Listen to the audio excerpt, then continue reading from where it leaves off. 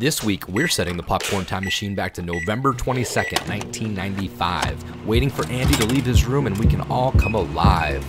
Cowboys, dinosaurs, green army men, and now a space ranger?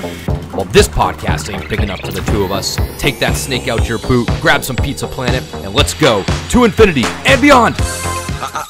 Please be careful. You don't want to be in the way when my laser goes off. Hey, a laser? How come you don't have a laser, Woody? It's not a laser. It's a little light bulb that blinks. What's with him? Laser envy.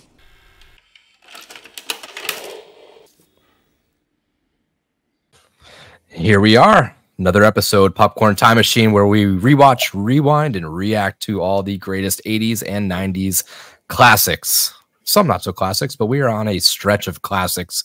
And we have kind of continuously tried to select varying movies. And this one is definitely out there. This is out there. This is, of course, Toy Story from 1995.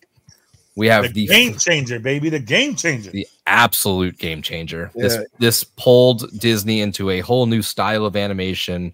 This, pushed animated movies into the forefront, and we'll kind of discuss why as we kind of get along. But of course, I can't do this alone. We have the whole cast and crew of Popcorn Time Machine. We have everyone back, and I do want to start off. I like asking questions that sort of tie into the movie in some way, shape, or form. So when you say hello to the people this week, I would love to hear, what were your go-to toys? What were your toys growing up? Was there anything that stood out? Was there a special toy like a Woody or a Buzz, a certain brand or something like that? So Silvio, welcome to the Popcorn Time Machine this week. What were you playing with? Thanks, little man. Silvio. Appreciate it. Well, believe it or not, I mean, Toy Story made it back home early enough, temporarily. Toy that I used to play with was this White Ranger stuff. It was like a stuffed animal, but it was a stuffed doll, I guess. It was big, but it was the White Ranger. Dude, okay. It was the best. It was almost my size. Power Rangers? Yeah, it was Power Ranger, but it was a White Ranger. He had the whole thing, and it was made out of. It wasn't a heart toy, but you could still move his arms. Yeah, bro, it was awesome. I don't even know if I love. Have you ever seen this thing? But it was my height, so I would fight with him and toss him around. I was just it was amazing. Yes, I had a big giant. I don't even want to say stuffed because it was more of a beamed thing, but it was like a Pikachu, and it was 3 feet tall. And we used to just do wrestling moves on it on the trampoline and just beat the shit out of it. The best. Great. Exactly what I did. Yes, just no trampoline. Jimmy, welcome back. You are better than ever, huh? Oh yeah. Yep. Nice. Yeah. So are either of your toys that are on display some of the toys that you grew up playing with? Because I think I know the answer to this one. Yeah, I used to always play with the Treadmaster brand of the Godzilla toys, and they were super big, and they had the detachable tails that you had to put into them. And they also had comic books that came with them. But a lot of my go-tos actually were the classic Jurassic Park dinosaur toys with the JP on the legs. And I used to have a couple of T-Rexes and Velociraptors. Big dinosaur guy. Yeah. Kevin, you're coming into the Popcorn Time Machine straight out of Pizza Planet, it looks like. So broadcasting live from Pizza Planet. Right by the alien slime machine. What were some of your toys that you used to again, old guy generational thing here. Growing up in the 70s, there was two that I remember, and I think lead paint. Everybody had them. Yeah, in matches, in lawn darts. No. The Evel Knievel. Evel Knievel was big. The Evel Knievel on the motorcycle that you'd wind up and he would take off and do the wheelie and jump things. Nice. And I don't know what the reason was behind this second one that everybody had, but Stretch Armstrong. It was a gel-filled muscle man, and you would just stretch the poor guy for some reason. Yeah, we had those. We played tug of war with my brothers. Yeah, I'm not sure who thought that up and how they became so popular, but those two, I think every kid had in the 70s. Diaz, what was your little go-to? Not the big GI Joes, the miniature ones, the ones that you could pose. That they took the idea from the old Star Wars toys. Star Wars made mini toys so you can get a set. and have them all lined up. G.I. Joes, the second generation of G.I. Joes were basically the size of your palm. They were little, but they had all the guns, all the accessories, a full loaded clip. They literally had everything with them. I was obsessed with Snake Eyes. I had every single Snake Eyes action figure. I had all the G.I. Joes. Like, it was bad. Like, my parents would travel. Anywhere they went, they saw G.I. Joes. They bought me one. And I so happened at one point, I think I still got them in a box. I have over 87 Snake Eye action figures, different collections. I might have all of them. I don't even know, but I have like 80 something. Should hang on to those. Dude, I got right. That's the money right there. Yeah, a lot of them are beat up because I played with all of them, but I literally, I think I might have every single Snake Eyes. I got to Google fact check that how many miniature Snake Eyes were actually made, but I got a box full of just Snake Eyes. I have the G.I. Joe somewhere else, but I have a whole box of just the Snake Eyes. My favorite character. Yeah, I was a big wrestling action figure guy. I had pretty much every wrestler from the late 90s to the mid 2000s. I had the rings, I had the Titantrons, I had the Hell in the Cell match, I had the cages, I had all the little weapons, the ladders, the chairs, the breakable tables. That was kind of my go-to. That was, and then it was either those, and then if you want to go, you know, further back, I think I was really big into, I had a lot of the Spider-Man action figures and a lot of Street Sharks. Those were Street Sharks were what's up, dude. The puppets. Dude, I think that can make it now. I think we're due for a Street Shark Savior now. I was thinking about that as well. That needs to come back because, dude, you just threw me back. I had so many Street Sharks. Like those things were so good. And dude, there was a worse toy to fall on top of too. Like, they're all jagged. And, It hurts so bad. Like when you strip over your toys and you fall. It hurts. It's worse than a Lego. It's so bad. I think the other ones I had a lot of gargoyles. Okay. I don't know if you guys remember the Disney animated show, the Gargoyle show. Goliath, baby. Goliath. Yep. Bronx, Exactly. Hudson, the squad. Yep. Did you guys ever watch like Extreme Dinosaurs? Was that ever made? Yeah, Extreme Dinosaurs. Yeah. Biker Mice from Mars. Yeah, there's like a whole thing with like superhero animals. What's he know about Biker Mice from Mars? Mice from Mars. Dude, Los Motorratones. That was awesome. That was awesome. Yeah, I used to watch all those, man. I had Extreme Dinosaurs. Did one of them had an eye patch? No, that was the bad guy from fucking Street Sharks. He was like the Dr. Piranha or whatever. Yep. Yeah. But Extreme Dinosaurs is also like a big. Again, you don't want to fall on top of those toys because it'll hurt. But they were like the same Street Shark vibe, and yeah, it was all about. And then Teenage Mutant Ninja Turtles, like it was all about big animals, just weird morphed animals, Transformers, Beast Wars. Oh yeah, right. There's a lot of good stuff back then. Well, anyway, so obviously this week we're talking about Toy Story. November 22nd, 1995. This thing came out. It was directed by John Lasseter. This was sort of his directorial debut. He had done a lot of shorts, but he went on to do many of the Pixar movies with Bugs Life, Toy Story 2, Cars 1, Cars 2. But however, you do have to point out the fact that, well, he's not at Pixar for anymore, and that's for a couple of reasons. Yeah, there was a handful, we'll say, of sexual assault allegations of him. Kind of a downer on the Toy Story, branding that it's kind of like the whole Quiet on Set thing with Nickelodeon that's recent, that you're kind of revisiting your childhood and you're like, oh, there was some weird stuff happening behind the scenes. That kind of puts a little bit of a black eye on it, but you have to at least mention it. So there was multiple accusations and there was a lot of cover up from Disney's part. I guess at one point they literally had somebody whose job was to kind of be his handler just to try to prevent the incident. It coincided with the release, right? It was the same time, or this was much later. Well, I mean, the stuff could have been happening then, but it didn't. I don't think he left until like it came to light when they actually were purchased by Disney. It was after the fact when Disney. So he went to Pixar, which actually was George Lucas's thing first. Right? Yeah, Steve Jobs bought it. Steve Jobs bought Pixar, and then Disney bought it from them. But I think it was after Disney had bought it that this all came to light. But interesting enough, too, the screenplay. This thing was written by a lot of people, but one of the bigger names on here was Joss Whedon, who we know from Avengers and Avengers Age of Ultron.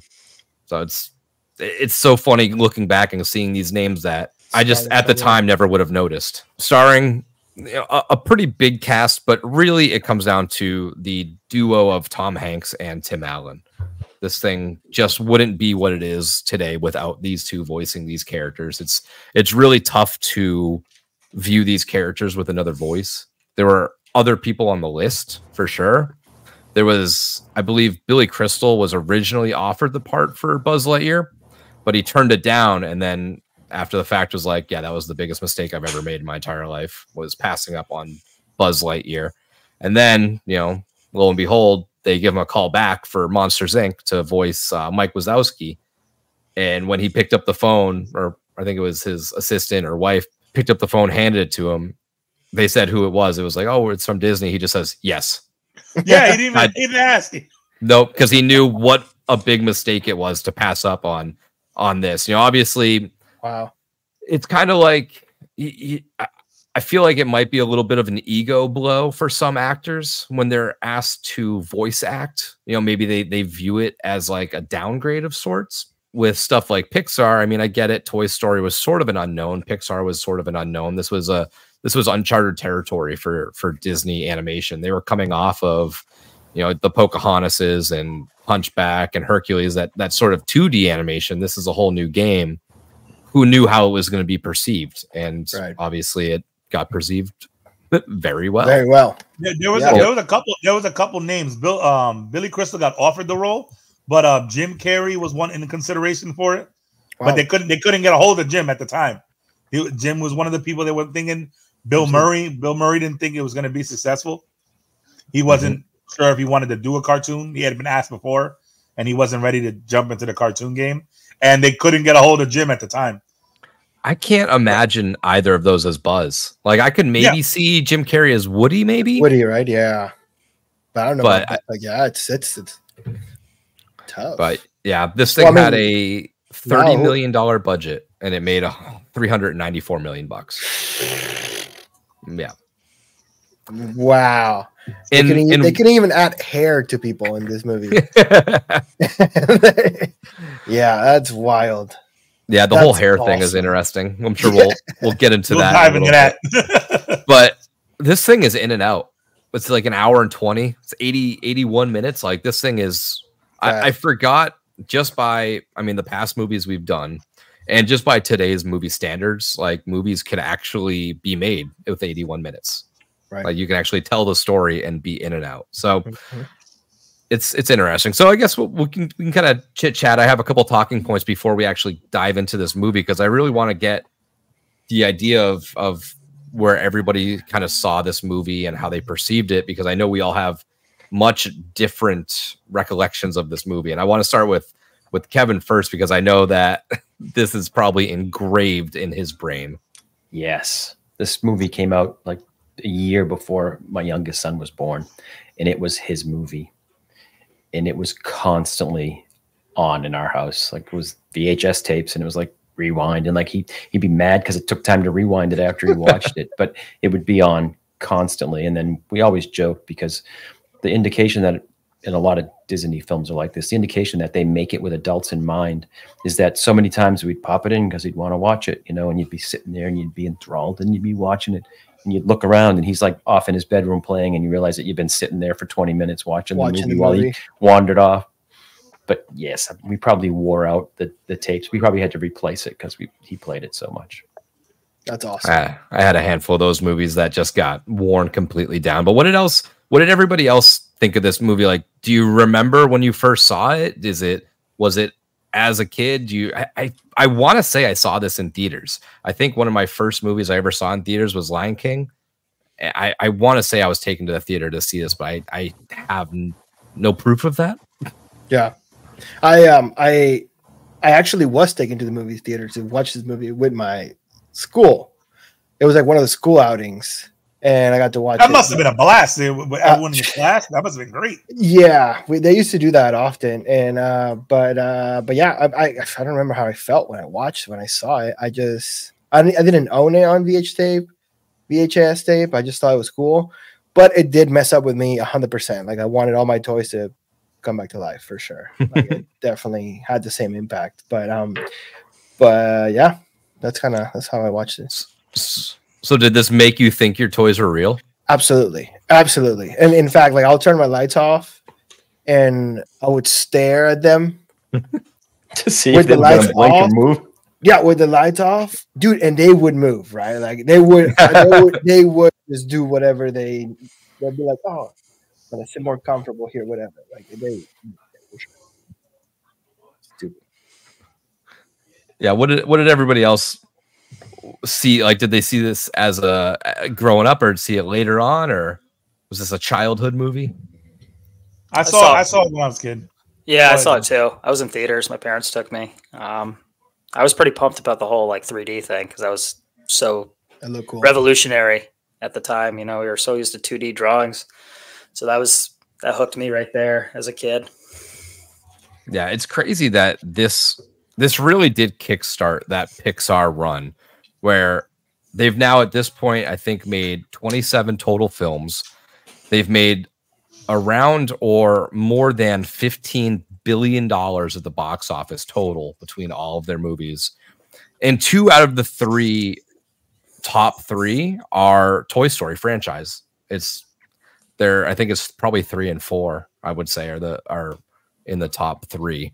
But it's just crazy that this just different style, they took a chance on this, and it really paid off a revolution. It was at a great time because it was in November, right? It came out November '95. Mm-hmm. Yeah, they usually come out like right around Thanksgiving. You got to remember too, that same year, I believe it was that summer, Indian in the Cupboard, the little action figure that came to life. When that was perfect for Pixar. They're like, okay, they did a live action with an action figure coming to life. What if we animated and make all his toys come to life? Mm-hmm. That's what made me excited for Toy Story, because I didn't see a trailer for Toy Story. I saw Indian in the Cupboard, and I was like, that was fucking amazing. You know, the kiddo, that is awesome. The 3D animation is what also did it. I mean, it was the first. I mean, so I didn't even know nobody had seen an animation that looked like this ever. Yeah. And it was a little bit like AI is right now. People were like, "Oh my god, they can render 3D stuff. This is how all the movies are just going to end up," you know. And of course, that didn't come to pass. But and actually, I mean, Lasseter was the only animator there. They were all computer people there because the company started as making hardware and stuff to do video production. They weren't going to be necessarily animators. They were writing software to make movies. Yeah. And he was a former Disney animation guy, so that he was the only one that was there. So, and they, in an interview, they asked him like, so you like knew computers and animation? He's like, I knew nothing about computers. I had to learn it all. I knew nothing. Wow. I mean, I also remember when this movie came out, the PS1 game came out. Mm-hmm. And that game was incredible. Like that was just wild. Like you could just roam around Andy's room and whatever, and it was the same feeling, right? Like the 3D type of feeling, like the PlayStation 1 was getting out there, and like it was awesome. And also so smart from Pixar to like, they're like, oh, we never done this 3D animation. What should we do? No. Let's fucking do toys. Mm-hmm. They're like they're just plain and flat, and there's not a lot of texture. It's pretty simple. Texture, like just all toys look different. There's so many you can choose from. Right, but every other texture, like the texture, is just clutch, and they nailed it, man. They did a good job. And it's funny too. You were talking, Sil, earlier about how you thought your like toys were alive after seeing that, and I kind of had the same sort of thing too. Where I remember back then, one of the big toys was Furbies. And I had a Furby, and I swear this thing was possessed because it didn't shut off, and it just kept talking throughout the entire night. So I had to take it and put it in one of my drawers, and like it was like the day, you know, like you're so happy you got this new toy. This is amazing. This is what you've wanted, and then you feel, and the thing just wouldn't. It was possessed by the devil. I put this thing in the drawer. Yeah, it was. And then the drawer started opening by itself. Yeah, it's just like, I'm coming for you. I'm like, oh, them eyes that clicked. Me, Amanda. Me, Amanda. That's Furby. The more you play, the more they do. And say, Furby grows more amazing day by day. Furby, each sold separately. Batteries not included. Yeah. Oh yeah. The beak. I used to I used to sleepwalk a lot, and my mom would say that I would wake up and rearrange things. So like I would go to bed and be like, I know they're there, and wake up in the middle of the night and be like, whoa, like, where did they go? They were not there. You didn't sleepwalk. She just didn't want you to know what was going on. Yeah, right. Yeah, you do that while you're sleeping. I I do the same with beer now. Speaking of so stuff in the like morning, he's like, Mom, everything's different. Oh, you did it in your sleep. Mom, I slept over my friend's house last night. New story. Who are you again, kid? Ah! So before this, I do have 2 more questions before we dive in, because this movie raised a lot of questions and of people's childhood. So were you, or we'll go around the horn, were you an Andy or were you a Sid? I was able to recognize good and bad quality toys when I was a kid. So yes, I put a lot of bad quality toys under Turcher. Yep. But I think I was more creative than like Andy. Like I would make scenes with toys and build structures or like what's happening here. Mm-hmm. But if I had like a toy I didn't like, he got it. He'll feel like the Sharpie at something like it just. Yeah, my sisters did a lot of stuff with me. I remember I had Max Steels. You guys had Max Steel? Well, my sisters will take it. It's like the male Barbie, I guess. Yeah. Mm-hmm. I play with Barbies, I guess. And then they will put Sharpie, like a marker all over them, and that would ruin them for me, I guess. But yeah. And Barbie not being in this movie because they wouldn't give them the rights to use her until, again, like some of the other actors, it's such a success. They're like, the next one's like, oh, maybe you want to put Barbie in this one. Yeah, we'll let you use it for this one. Yeah, we'll drop our quote just in case. Right. Yeah. So who else? Anybody else was a Sid or an Andy? Oh, I'd have to say Andy. I don't remember ever like torturing or taking apart any toys that I can recall. Yeah, I was a pretty big Andy guy. I was very careful with my toys, but I also did a lot of world building as far as the stories that I would come up with, and I would hum my own musical scores while I was playing with my toys. Give us a little example. Yeah, what do we got? What's the famous tune? What's the famous Jimmy toy tune? No, I don't even. It's been years. Come on, hum. But, I was an Andy too. I didn't torture my toys, but like I said, I had hundreds of those little GI Joes. Those GI Joes were. I was a movie buff ever since I was a little kid. Those GI Joes were army soldiers, football players. I used to take the M&M peanuts. They were football players. Yeah. Yo, literally the M&M peanuts, the brown M&M. I used to freeze them, and that used to be a football for them. I used to play football with them. Nick, they were my wrestlers. Yeah. One of my snake eyes looked like in my head, I thought he was Jean-Claude Van Damme. Like literally, I was the most creative with the goddamn GI Joes. I was always taking care of them. So I was we always had the full size GI Joes. And when those little ones came out, it was like, oh, come on. No, you had to have the ones with the real hair and the kung fu grip. And here is G.I. Joe with Kung Fu Grip. G.I. Joe has hands that grip. Fingers you hold open and let close. Hands that hold on with the Kung Fu Grip. The grip you help Joe use in self-defense. G.I. Joe with Kung Fu Grip. The hands that grip. I didn't know, like I said, when I first got the little one, I was like, they fit in my hand. I was like, karate kick. I'm doing backdrops. I'm doing clotheslines. Like I said, I'm playing tackle football with him. I'm like, I could fit more. Yeah, There's your stack it up. Full size GI Joes or the little versus. Yeah, I had some Sid tendencies. I had a lot of Green Army Men. I remember in Maine we would do this a lot. We would take the Green Army Men and we would make up these crazy stories, but the story would always end with them having to go into the fire or go walk across the board and melt and stuff like that.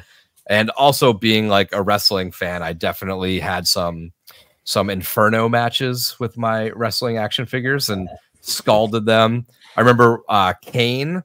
Kane was the wrestler who was famously burnt alive. That was his backstory, his childhood. He was burnt and he's all disfigured. And I remember he took his mask off and in wrestling took his mask off and it was all blacked out and charred up and it looked like he was all burnt. But the action figure wasn't like that. So I took it upon myself to customize him. Oh my God. with the I took a little lighter and Funny, kind of with his your face action and figure? oh yeah, yep. Yeah. I had to make it more accurate to coming from the guy that does a Fear and Beer podcast, a horror podcast, wouldn't put it by you. I definitely put them through the ringer. So one last question before we dive into this a little bit more deeper. Do you have a favorite toy from this movie? Like who's your favorite out of this whole cast and crew? I like Rex. Rex or Slinky. Yeah. I figured you'd go with Rex. Yeah, I like Rex. Dude, Mr. Potato Head's the dude, bro. That's my guy. That's my guy. I love it. Yeah. He's such a old curmudgeon, like horny little he's a jerk, potato dude. head. He's the such whole an movie. asshole. He's an when asshole. he takes the lips off, he's like, Yep, that's the one Kiss scene ass. right there that puts him at the top of the list when he's I telling love it. Slinky Dog.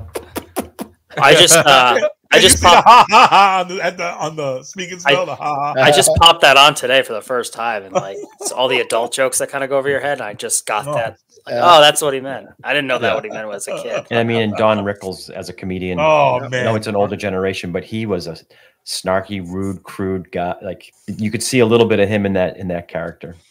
if he was it. able to do it, man, they could have done a Mr. Potato Head spinoff, and it would have been great. Oh yeah. Great. It's the whole time, like, come on, Mrs. Potato Head, Mrs. Potato Head. Come on. Yeah. It's so good. Mrs. Potato Head, Mrs. Potato Head, Mrs. Potato Head. Hey, I could dream, can't I? He just man, the man. He's like he was trying to make 65 years old. He was trying to mash some potatoes. That's for sure. But so still, who's your favorite from this? Dude, I don't know. Like when I was a kid, I love a bus. I always wanted to have a bus, but I never did. But I think in the movie, I love the army men are badass. The army men's are no joke, bro. They're like business. They're like, all right, this way. You get when the one gets like scrunched up and they have to go. No man left behind, soldier. That's so funny. They have like med. He gets revived. He gets they had a medic. They had a medic. Shouldn't they be there by now? What's taking them so long? Hey, these guys are professionals. They're the best. Come on, they're not lying down on the job.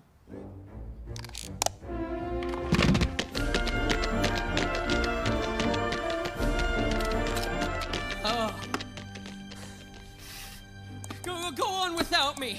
Just go. A good soldier never leaves a man behind. Dude, I love them. They got their shit together. I forget the name of the actor that voiced them. Arlie Ermy. That's who it is. Yeah, but the guy it's from like Full Metal Jacket. Full Metal Jacket, yeah. Yep. Yeah. Jesus Christ, pile. Is this a jelly donut? Holy Jesus. What is that? What the fuck is that? What is that, Private Pile? Sir, jelly donuts, sir. A jelly donut? Sir, yes, sir.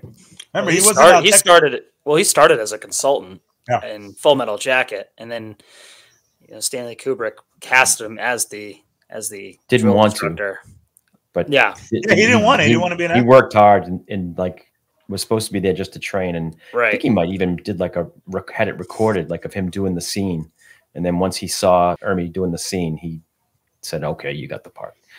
Because he was actually an ex-military drill sergeant. He was the cop in Texas Chainsaw Massacre too. Remember? Yep. He's the legendary coach in Saving Silverman. Yeah. That's who it was. Yeah. Very reminiscent to when we were talking about Heat and Danny Trejo, how he was kind of like brought in as a consultant based off of the style or the topic, and then just you couldn't find a better person for the role, so they just said, yeah, it's all you, just run with it. Let's talk about the Oscars a little bit, because this film, while it received a quote unquote Oscar, it didn't win really an Oscar. It was nominated for 3. It was nominated for Best Original Screenplay, and it was actually the first animated film to ever be nominated for that award, but it lost to The Usual Suspects. It was nominated for Best Original Song, where You Got a Friend in Me, but it lost to Colors of the Wind, Pocahontas, lost to another Disney property, and then Best Original Score, and again that lost to Pocahontas. But what it did get was they awarded it a Special Achievement Oscar, which I'm not sure if they've even handed one out since. They're not handed out all too often, but it was handed out because of the ingenuity and the push forward of the industry. This thing moved the needle for what animated movies could be. And they added Best Animated Feature to the Oscars in 2001. So you would have to think that this played a big part in that. Right. Since then, Pixar has won 11 times. They won, let's see, Finding Nemo, Incredibles, Ratatouille, WALL-E, Up, Toy Story 3, Brave, Inside Out, Coco, Toy Story 4, and Soul have all won Best Animated Feature. So it's this definitely paved the way for themselves to win the award. They pretty much created an award for themselves to kind of keep it going. Now down the line, it'll probably be a Pixar award, like the Pixar, type of award. They revolutionized it. Yeah, well, they're just a master storytellers, right? Like it's something else. I mean, it really is. Now, Silvio, Rotten Tomatoes, I think this is still at the ever so coveted spot, but do you have those up, and do you have any interesting things to read for us? Because I know there's honestly, this is that spot, but I was surprised. It is 100% fresh, still at 100. Wow, 100% fresh. Like, that's incredible for a movie that's old. It's crazy that it held it still. Yeah, I was reading that there's a few movies up there, and Toy Story 2 is also there. So it's like, I believe that's the only two ever. Is that the only? How many sequels, like 1 and Part 2, have gotten 100? I'm sure. Can't be that many. Maybe The Godfather. Maybe. Yeah, I'd be hard pressed to see that there would be a 2 100s up there. Yeah, no, it's pretty crazy, and it was just perfect. And I think it has to do with not only the story that's telling, it's captivating, and it catches everyone, not just kids. And it's short, like it's in and out. It's awesome. It's perfect. And according to the Fresh Tomatoes, just the audience score is a 92%, which is also very high. And it's pretty cool. So let's get into this. Let's get into our real talk segment where we're going to kind of break this movie down into chapters a little bit. I'm going to go through these quickly because we don't need to spend too much time talking about scene by scene what happened in this movie. You guys that are watching and listening have seen Toy Story, I'm assuming. If you haven't, then maybe go see. Then pause this. Exactly. Come back and watch this podcast after you watch the movie. But this film was based originally on a 1988 short by Pixar called Tiny Toy. It was only 5 minutes long, and it was about a toy named Tiny and a baby named Billy. So it didn't really have too much to do with Toy Story, but it's kind of what got the ball rolling, and it won the Oscar for Best Animated Short Film that year. So we kind of get into chapter 1, where I just kind of put, toys are alive and Buzz's arrival. We have what I think is one of the better opening parts that kind of brings you right in, and you immediately know what's going on. The toys are coming to life, and you understand there's this society of toys where they all have a role. They're calling meetings. Everyone's kind of has a piece in that society.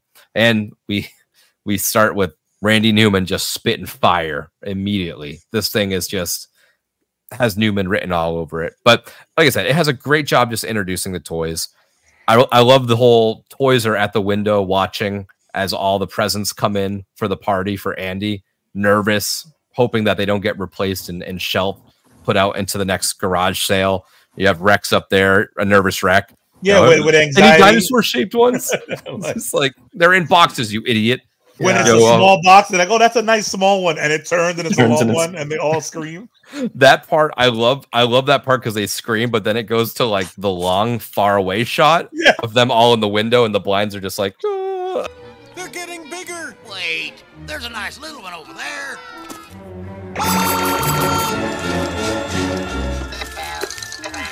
Like, you can't really hear them screaming anymore. But yeah, you have the ham, like, oh, we're next month's garage sale for fodder for sure, which is a nice little pun on fodder and pigs and all that stuff.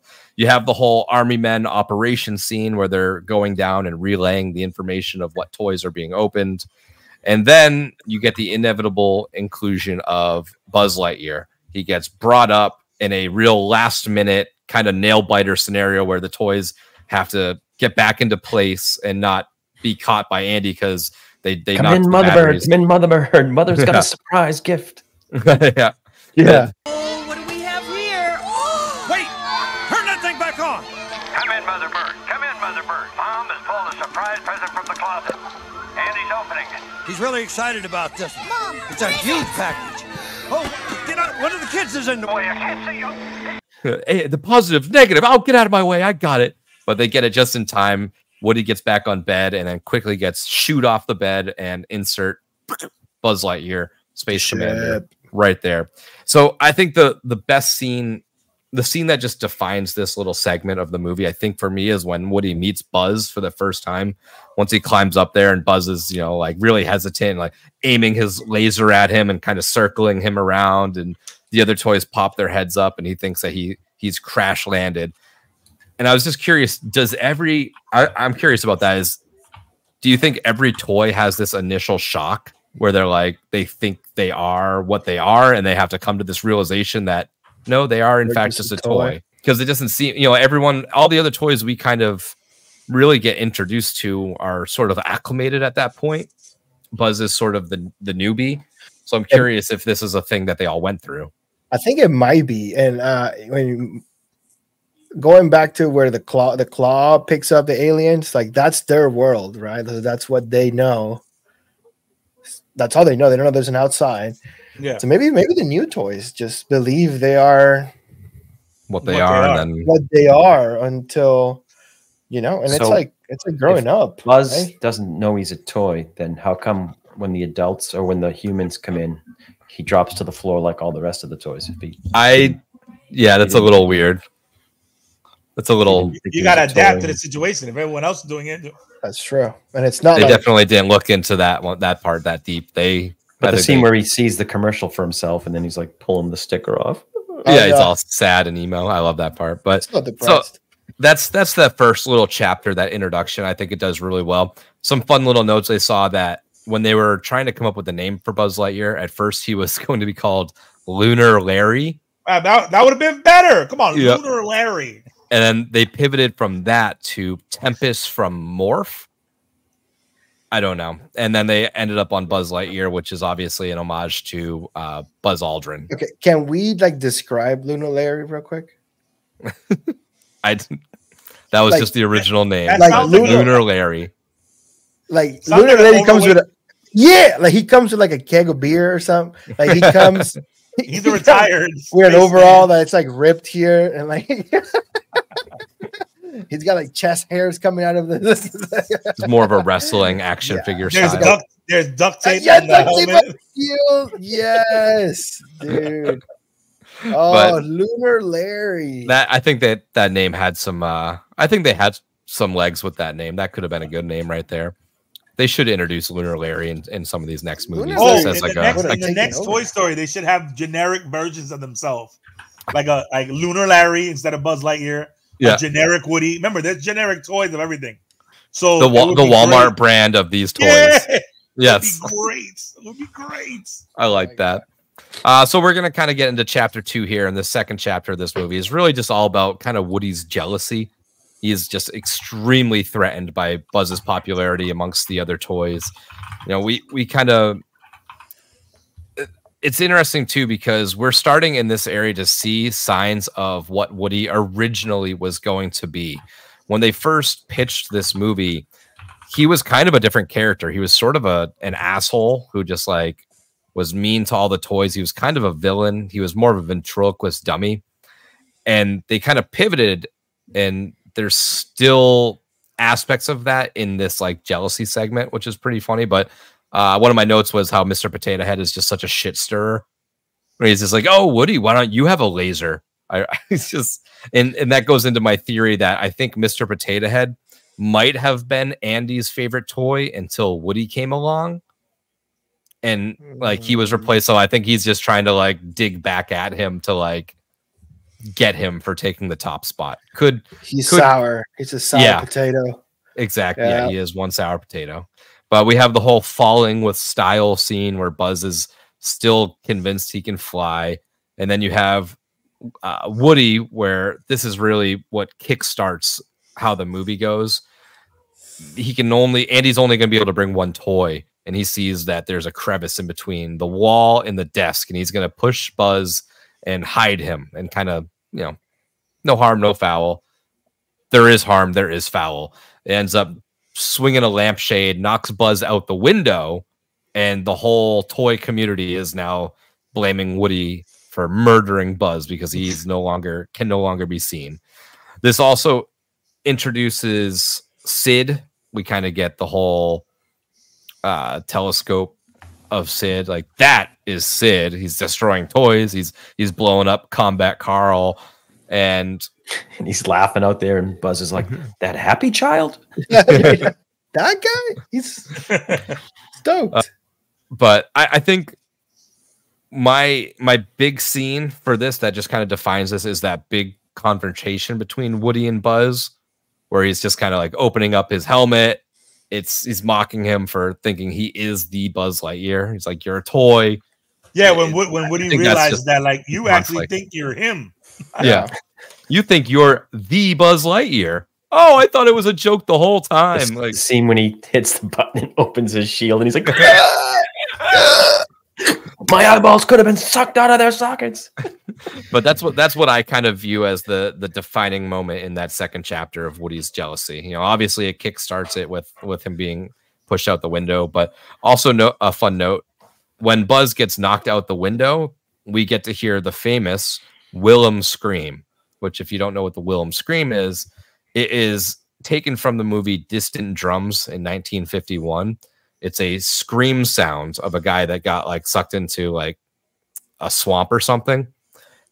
But since then, he gets eaten by alligators. Yeah, but since then, that scream has been taken, that sound bit, and put into like a plethora of movies. They use it now as just like a sound effect instead of taking a scream sound. Really? So if you search like Willem scream, WILHELM, I think, Willem, it's just used as like just a sound effect, which is kind of funny that they just plug it into even animated movies at this point.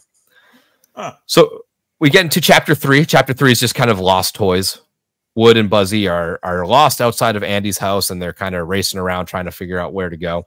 There's a cool little Dynaco reference, which of course comes into play down the road once we hit Cars. This is where we get the whole Buzz finds Woody, and he's like, "Oh," and he tries to play it off as a whole little gag, nothing bad, blah, blah. It's like, "Well, revenge is not an idea we promote on my planet. Good thing we aren't on my planet now, are we?" And they get into this fight. They get left behind a car, but they get picked up by a Pizza Planet delivery truck, and they jump in.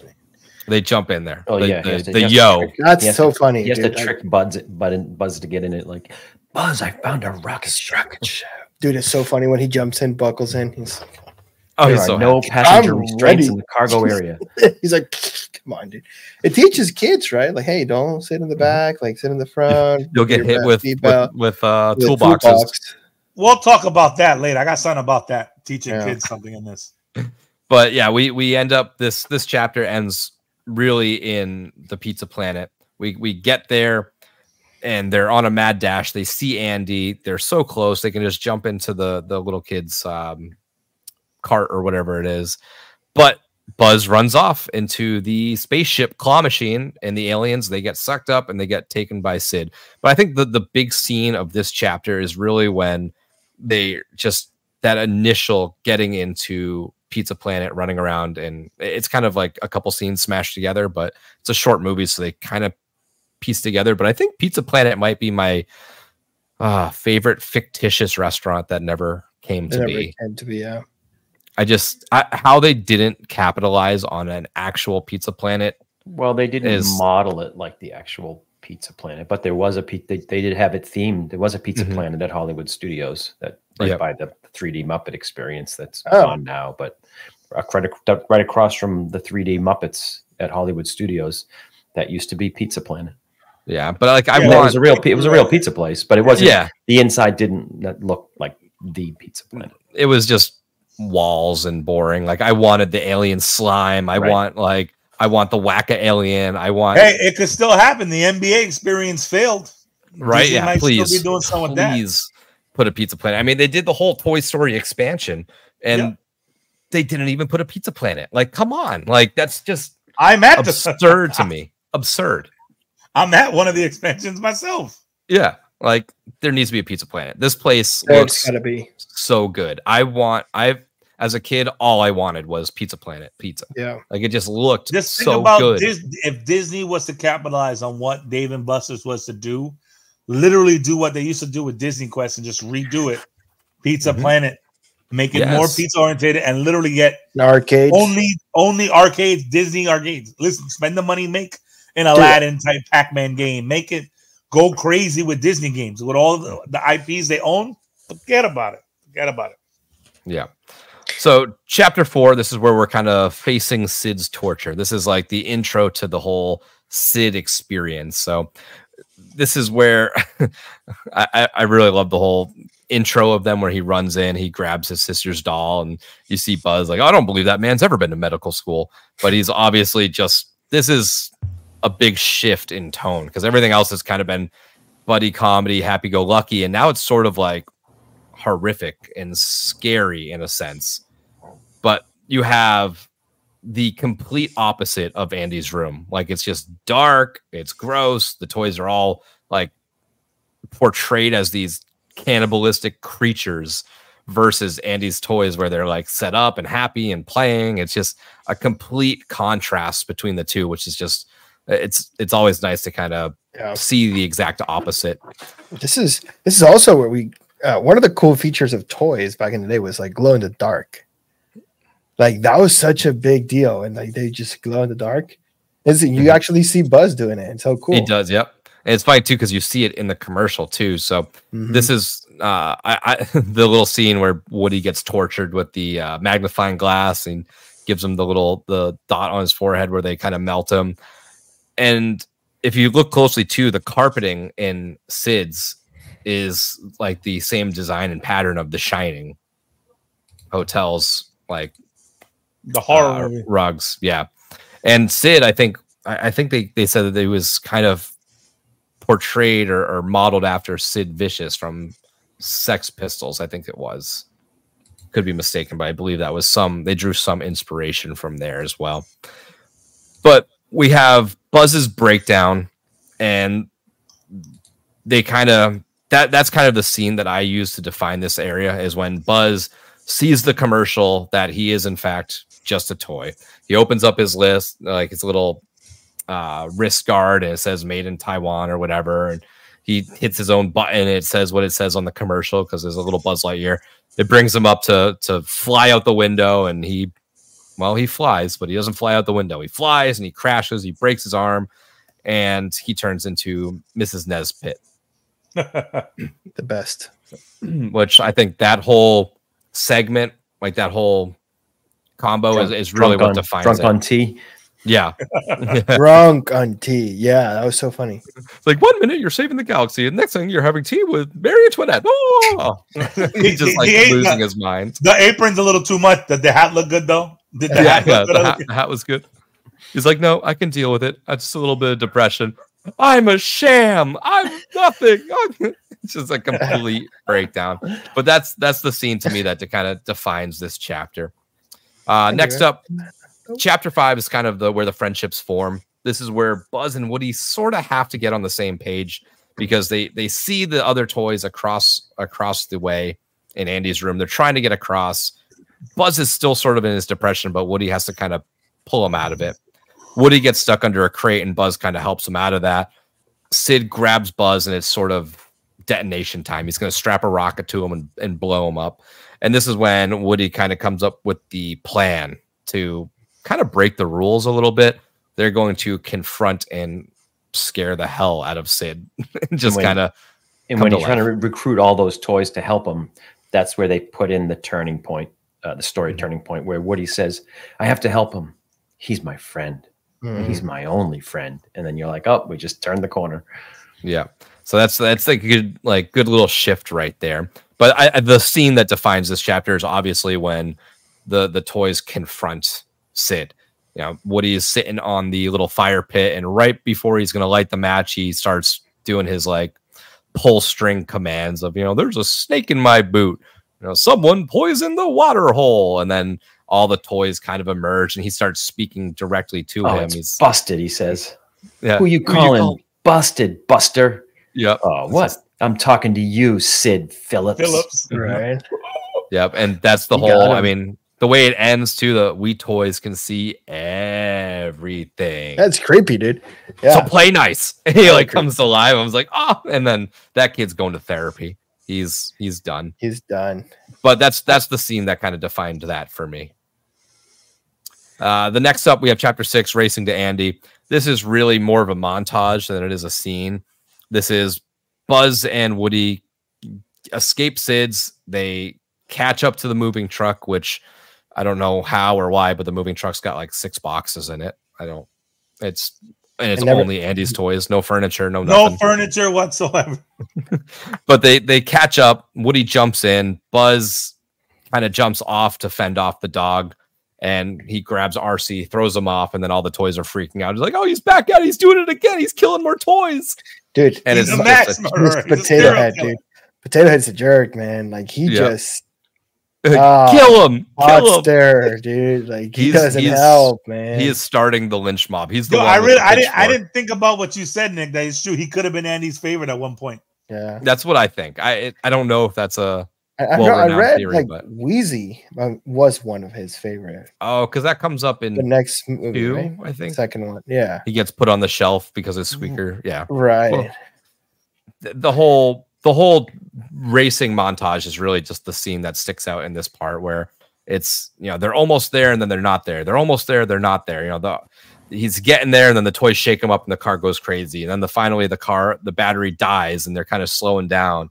And they grab the match that they have to light the rocket. That's so funny, dude. And then the car goes by and blows that out. It's That's like, so oh funny. my God, they can't catch so a break. funny. And then what he holds up, how does he lights it with through his helmet, the helmet, the glass, using his visor as like a magnifying glass. So they launch back into the truck and they're kind of all's well in the world. He flies or he falls with style. Yeah. That the whole, we're not aiming for the truck. We're aiming for Andy. And that was cool. This is where it blows up. Not today. Like that part, I watch it. I'm like, oh, I completely forgot about that end. Yeah. And I'm like, no way. Like it got me. I laughed so hard when the match gets put out. Oh, I lost it. It was so funny because it got me so good. You're like, oh, this is how they do it. You know, he was so happy. He was so happy. He was like, yeah. Oh. But the ending, the last chapter is really more of a conclusion than it is a chapter. I called it New Home, New Toys. And Woody and Buzz are just kind of listening. It's Christmas morning and Andy's opening presents and kind of the same. It kind of ends how it started, right? Where they're listening and they're eavesdropping, trying to figure out if they're going to be replaced. And nope, they're not replaced. There's not a toy, but there's a puppy, which turns out to be a dachshund, Buster the dachshund. But that's kind of how I broke up this movie. So we can sort of get into our segments now and really dive into some of the stuff that we really, really liked and loved about this movie. And we can kind of mix it up with a little bit of stuff. So Diaz, what are we stacking this movie up against? Like, is there comparisons and stuff like that? You got to remember, this was the first 3D animation movie, but this started the war between Pixar and DreamWorks.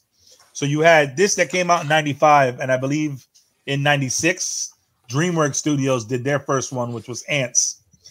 Pixar responded with, oh, you want to do a bug movie? We could do a bug movie, and did A Bug's Life. So after A Bug's Life versus Ants, basically they were the same movie.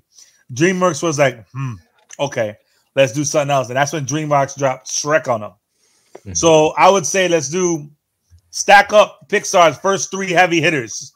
You got Toy Story 1, A Bug's Life, and Toy Story 2 were the first 3 knockouts for Pixar. Mm-hmm. For DreamWorks, you had Ants, Shrek 1, and Shrek 2. That's a really good heavyweight fight.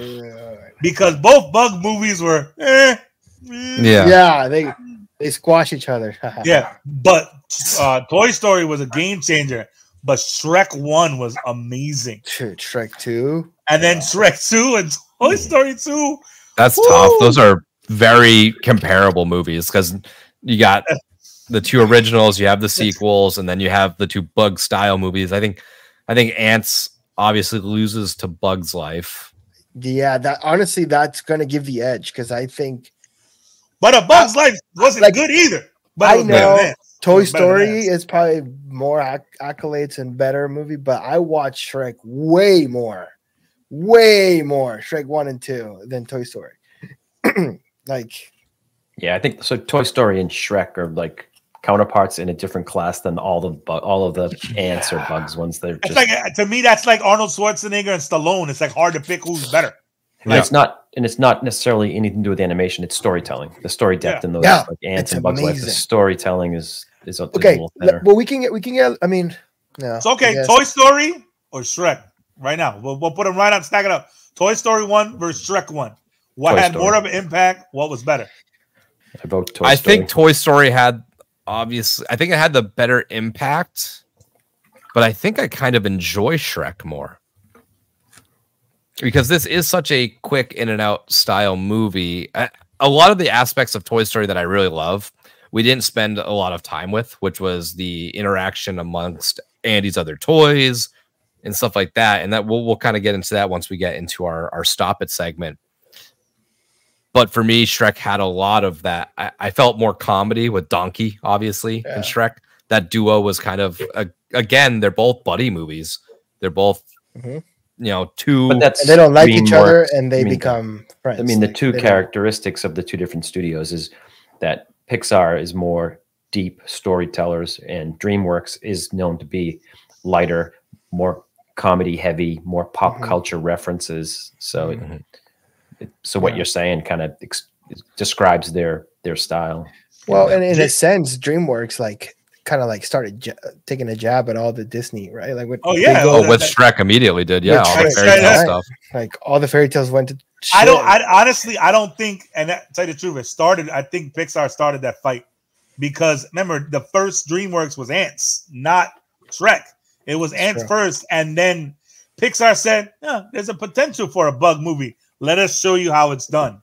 I think that pissed off the people at DreamWorks. They were like, "Fuck, they did that." All right, let's do something. I didn't know that's kind of how it came out, and it's like fun fact. Small with toys, and they're like, let's go even smaller. Yes, it's crazy, Jimmy. You're Mr. IMDb. Did you know? I found this not even trying to find it when I was trying to compare DreamWorks and Pixar. Do you know the number 2 animated movie is not from any of them? It's a freaking movie in Brazil. It's hold on, I got it. Because the first animated 3D animation was but no, it wasn't real. It was damn it, I found it by mistake. It was hold on, I got it right here in my notes. So it was Ants and A Bug's Life are a month apart. Yeah, that's 98. Yeah, that's why I think Pixar went after Ants. DreamWorks took that personal. But they must have known. They had like a leak in there somewhere. They had to know it was. They're doing a Bug style movie. We don't know what it is, but they're like, oh, we'll just do that too then. Because this Ants was already a month old when Bug's Life came out in '98, but Pixar made their Bugs movie before DreamWorks did. So I think maybe DreamWorks tried to release it beforehand. Because it's called Casatopia, so Casapia or whatever. It's a movie about robots in Brazil taking over. Is the second animated computer movie, and no one knows about it. It gets no recognition. No one's ever heard of it. I never seen a trailer. Nothing. It might be for one of our trailer segments. Yeah, right. I'm looking at YouTube. We'll have to get on those animated ones. So Jimmy, Shrek or Toy Story? I'll probably have to go with Shrek. I like the humor, especially. Well, I was a little older too, so we understood a little more of the humor as I got older, and it's a little, It's I think better storytelling. I think it's more the fairy tales. Humor. Yeah, it is a little raunchy at times, but for sure. So I'd go Shrek. So that's what's one. Nothing against Toy Story. Nothing. I mean, Toy Story. No, it's hard. yeah. I mean, Toy Story like revolutionized the entire. There's no more 2D, and I mean, they kind of got phased out. You know, what was the last? Because of these heavy hitters, you're right. Right. What was the last 2D animation movie that you can think of? I would say Spider-Verse. Well, that's even like like 3D. That's a whole new. That's a whole different new. Honestly, the last one I remember is probably like 8 Crazy Nights. No, I think Disney still does some of them here and there. Princess and the Frog. When was Princess and the Frog? Oh yeah, that's true. Yeah. Like they do. I think Disney still tries to. No, because like now, like ever since Frozen, like that's it. They never look back. Yeah, their animated movies are now. Like the last 2D animation movie I remember from Disney was like Home on the Range, or The Princess and the Frog, and those were like the Frog. I think that was like and there was already like different. That was like what was that like 2010 maybe? Somewhere around there. Who's got the facts on that one? But even still looking at these two companies, right, with Pixar. So I forgot how much DreamWorks did. I feel like they definitely punched out more movies than Pixar because they have Shrek, Madagascar, Despicable Me, Kung Fu Panda, How to Train Your Dragon, Megamind, Trolls, Puss in Boots, and all of those, or not all, but most of those have multiple iterations. And the thing is, that Disney could have bought DreamWorks, and I think it still would have been successful. Like you got to have a yin to your yang. You got to have competition, and if you go down the list of bangers, Sony Pictures, Sony's been pretty competitive too, with like Cloudy with a Chance of Meatballs. What are the other ones? Oh, I guess the Spider-Verse movies. You know? I just don't. Overall, who would win that? Would it be Pixar? Or would it be DreamWorks? I actually might. I think it'd be Disney. I don't know, man. It's tough. I mean, box office, Pixar wins like 100%. Jimmy, you went through a great list of movies, bro. You just what about Sausage Party? Yeah. Hey, that's getting a TV show coming out soon. But like Pixar, you look down the list too, where you got Toy Story, Up, Inside Out, Bugs Life, Nemo, Cars, Ratatouille, Monster.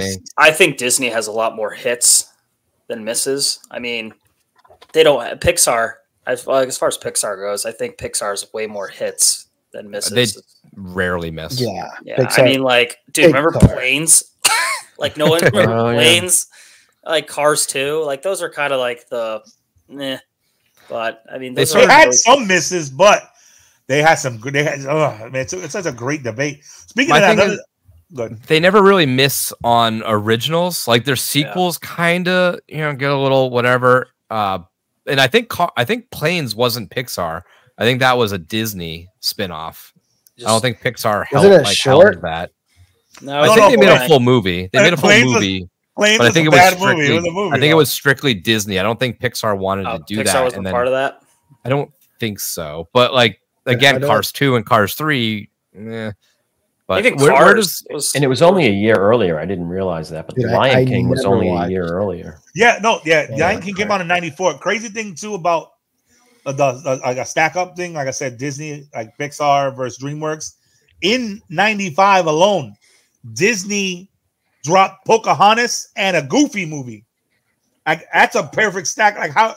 Now, are we just doing animated movies now, or are we just Are we stacking? I'm just stacking it up on what for that time. Like I said, you had that year. Toy Story versus the Pixar DreamWorks thing started with Toy Story, but in '95 alone, was Toy Story better than a Goofy movie? Was Toy Story better than Pocahontas? Money wise and all that, I don't know what made more or won more. Toy Story made more money. Okay, but Pocahontas won the Oscars though. That's still a Goofy movie for me at all. Like Goofy movie. I didn't know they came out in the same year. That's why that's a Jimmy. Okay, Toy Story or a Goofy movie? Oh, Toy Story. I mean, nothing against Goofy movie, but I mean Toy Story. I would say Toy Story too. I do too. I'm curious. So before we get out of stack it up, then what are I say maybe top 3? What are your like top 3 Pixar movies? Is Toy Story in the top 3 for you? Wait, hold on. I got something to prove. Kevin, are you Toy Story or Goofy movie? Toy Story. For me, Toy Story. And Nick? Toy Story. Okay. Do y'all grew up with a dad? Yes. Yes. Yes. Jimmy? Yep. There we go. There we go. Is that why? That's a dark secret. Is that why? That's exactly why, bro. Goofy movie is so okay. So it hit the heartstrings for you. It does, yeah, it does. It's a gap, you know, and then a movie like that is just powerful. Top 3 Pixar movies. I think I'll have to pull them up because I think, I just going off the top of my head, I don't think Toy Story is in my top 3. I don't think so either. I think, and I have what I expect to be unpopular Pixar movies. I love Cars 1. I love Ratatouille. Yeah. And I think I'll go Toy Story 3 with Lotso. Like that's when it gets kind of dark. But I think there was like an era of like they started becoming darker, which is like so I say I love A Bug's Life. Like that one is one of the last few lighthearted ones. I mean, I would go with Bug's Life. I love Toy Story 2. I would probably say it's a heartbreaker, but The Good Dinosaur. That one doesn't get a lot of love. It's wicked sad, but it's really good. It's super really sad. Good. I think I only watched it once. I can't do that again. Oh God, dude! When the dad just gets washed away. Yeah. Arlo. Who knew you could feel for an animated dinosaur? That's what Pixar does, dude. It's just like, what's the stupidest thing we can animate to make people feel like their world is ending? Yeah. Well, how about Diaz, the toys about to get fried in the incinerator? That's Toys, right? That's 3, right? Yeah, that's why I like that. Yeah. Lotso. They'll hold hands and they're gonna die. They're in hell. Accepting fate. Yeah. Jesus. So where is this in your top 3, D? Not 1. Part 2 is. I'm with Jimmy in part 2. Just for the opening scene alone, dude. You want to talk about heartbreaking movies? Fucking Up, man. Oh, that was brutal. Dude, if you've ever had a bad relationship or a good relationship, that first 10 minutes in Up, man. We're in a club. Oof.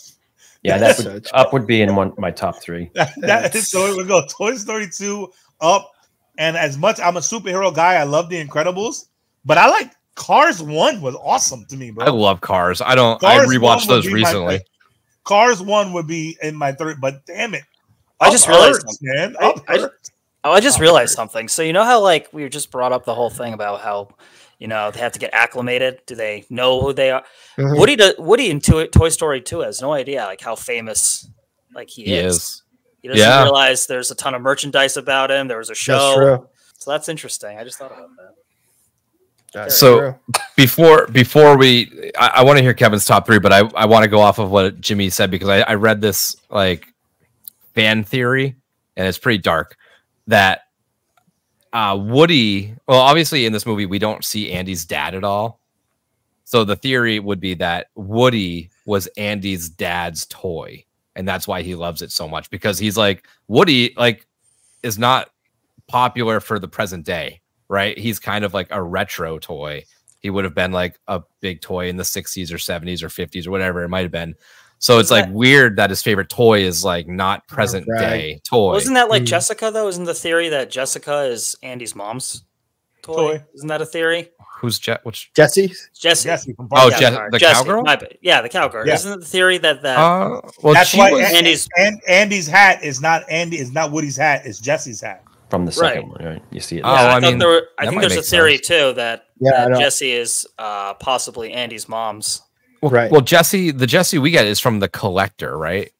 That guy wasn't she? Yeah, but wasn't she like found? She was found. They do a flashback of her. Oh, so maybe lost. Right, yeah, maybe they were. He also has them all now. That's why he's trying to finish the set, right? Yeah, gotcha. But that gets dark because I think doesn't she say that she used to be tortured or whatever? Like she used to have. No, they put her in a box. She was put in a box for years. She was just in a dark box, right? Because they were waiting for the set to finish. With a Woody. Well, if that's muddy. Oh. Hey, do you know the guy who repairs Woody's arm is the old man who plays chess by himself before A Bug's Life, the little short? I didn't know that. It's the old man who plays chess by himself. And it's funny too because there's a lot of recycling in Pixar. Yeah, he gets in that scene too when he's quickly like opening up the little boxes to get the stuff to fix them. He opens up a drawer really quick and it's just a bunch of chess pieces and he closes it. Yeah. There you go. But Well, we'll reel it back in. Kevin, is this in your top 3 for Pixar's or? I think so because it's the original. I don't know if I could put a definitive 1, 2, 3, but for me, it's like Up, Wall-E, and Toy Story.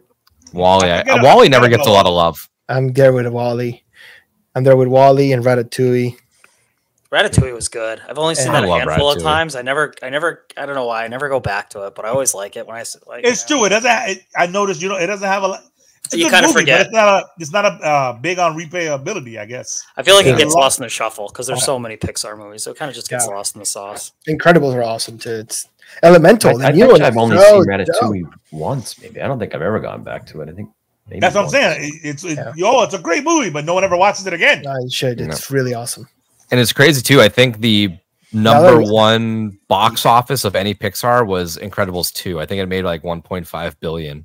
Well, people waited for that forever. Yeah, it was like a 14-year hiatus. What was it, 2018? Before, because like they did Toy Story 2 pretty quickly, but then they like didn't really want to do sequels, and then they were so successful, like you have to. So they Monsters University, Cars 2, they're making Inside Out 2.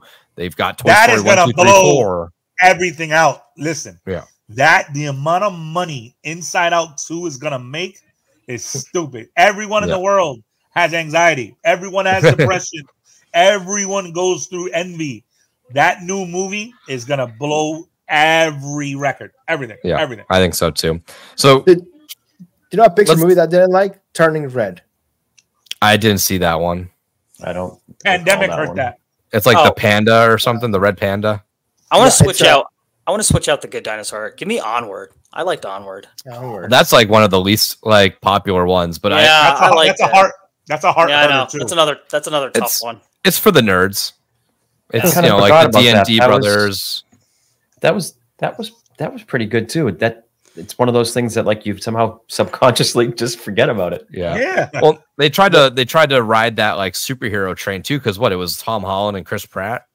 Yeah, it's probably right after. It was kind of like in between after Infinity War. Yeah. It was 19, right? Yeah, Tom Holland, Chris Pratt. The new movie, the Elemental movie is pretty awesome. I don't think is it on Disney Plus yet? It just came out, yeah. All right, I'll have to watch that. About the elements. It's hilarious. So let's get into a fun little segment that we kind of introduced last week, and we had a lot of fun with it, and we all picked different things. But Kevin is going to bring us 2 truths and a lie.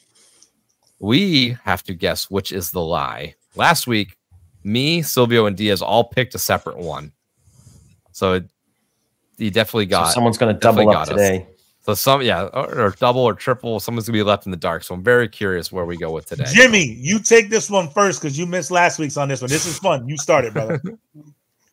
Wait, am I coming up with the 2 truths or am I? No. You have to guess. Okay. I want you to guess first because it messes with your head. Like you're like, it's really good. Okay, fact number 1: the movie has 114,000 frames of animation. Each frame took anywhere from 4 to 13 hours to render on 117 Sun Microsystem computers. Pixar was able to render roughly 30 seconds of animation a day.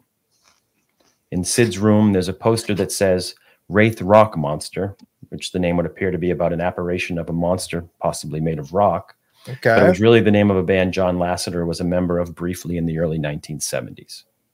Or Buzz Lightyear, the name they came up with for that character, was inspired by Buzz Aldrin, the second man to walk on the moon, and the term light year, which means the distance a beam of light travels in 1 year. Or they made it up with no meaning behind it. These are good. These are good. All right, Jimmy, you weren't here last week, so I guess you should start. All right, so, well, we had already touched up about it. Nick touched up about the whole Buzz Aldrin thing earlier on in the segments. Like different names. Yeah. How so? I'm going to say that one's definitely a truth. And so I'm going to go with the 114,000 frames as the lie. Yeah, I'm with Jimmy there. I think a lot of that statement is true, but not all of it. I'm going to go with the Rock poster. I don't know. I can't see him being in a rock band. Well, look at like Danny Elfman. He's from like Oingo Boingo, but keep in mind he wasn't a computer guy. He was an artist. Right. So creative people are creative people. That's true. I'm just gonna go with that one. I still say I'm with Nick. I say the band thing. However, one word makes me question it just a little. He was briefly in a band. He could have got in the band and they're like, dude, you suck. You're out the band. But then again, if that was the case, you wouldn't give the band a damn shout out in your movie where you're hoping to make millions off. He was not in a band. I don't see the band thing. I kind of just argued with myself there. All right. Drum roll. We're split 2-2. There was no band he was in briefly. Okay. Hey, dude, it took 30 seconds a day of rendering. No, wasn't that one of the longest movies ever to be made? Was this fucking movie? Mm-hmm. Like, wasn't it ridiculous? And the funny part now is like with AI and stuff, you could render this movie faster than you watch it. Yeah, I think in one of the interviews, the director was talking to the interviewer. They had like a little voice recorder on the table, and he said there's more computing power in that little machine right now than we had in one of the big computers we used to render the thing. Bruh. That's crazy that we even got this. That's why at that time. Yeah. You see, like that. Yeah, that's a lot. Props to Toy Story. They did it. They did the thing, man. They went all in on it, bro. Because listen, if that would have failed, that would have changed. There would have been no DreamWorks. There would have been no competition. No one was going to go, we could do it better than they did it. No. Mm-hmm. We could do it at 35 seconds. Watch us. Yeah. 25 seconds. Yeah. Hey, this movie has a lot of great quotes. Nick, you want to share some with us, Nick? What a segue. We'll let you kick this one off.